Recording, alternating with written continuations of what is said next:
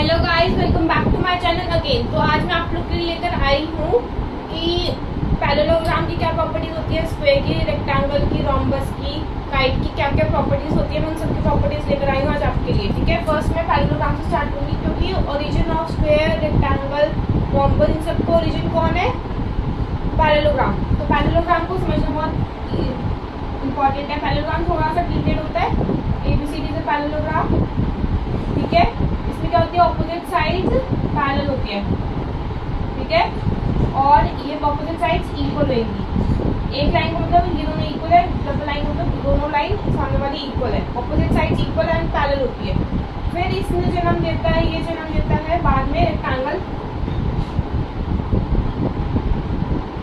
Square इसने जन्म दिया है। ठीक है, rectangle is also parallelogram, square is also parallelogram, rhombus is also a parallelogram basically. ठीक है, ये तीनों पैरेललोग्राम है ही, तो ये इन तीनों के पास पैरेललोग्राम वाली प्रॉपर्टीज तो होएंगी ही होएंगी। रेक्टेंगल पे आ जाते हैं। रेक्टेंगल फोर साइड की जो होते हैं ABCD, ऑपोजिट साइड्स इक्वल है जैसे पैरेललोग्राम की है, और पैरेलल भी है। और क्या होता है? 90 डिग्री होता है कोने में। इसमें एक और पॉइंट फीचर होता है, डायगोनल्स इक्वल होते हैं।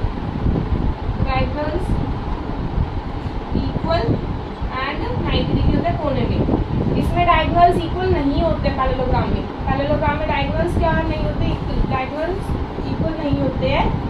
ओके, इसमें बस क्या होते हैं पैरेललोग्राम में कि opposite sides equal and parallel होती है। इसमें क्या है? Equal opposite sides equal and parallel तो होंगी प्लस 90 डिग्री होगा दोनों में, और डायगोनल्स भी इक्वल होंगे। सिमिलरली अब स्क्वायर पे आ जाते हैं। स्क्वायर क्या है? इसकी सारी साइड्स इक्वल है एंड पैरेलल है। ठीक है, सारी साइड्स इक्वल एंड पैरेलल है। 90 डिग्री है फॉर श्योर कोने में, इतना तो हमें पता है। Also diagonals equal.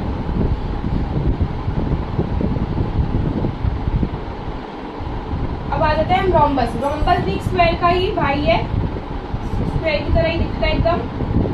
ठीक है, चार साइडेड इक्वल होती है, फोर साइडेड इक्वल होती है। डायगोनल्स इक्वल नहीं होते हैं, जरूरी नहीं है डायगोनल्स इक्वल होंगे, जरूरी नहीं है। ठीक है, और जैसे इसमें D1 एंड D2 अलग अलग भी हो सकते हैं, डायगोनल्स अलग अलग भी हो सकते हैं।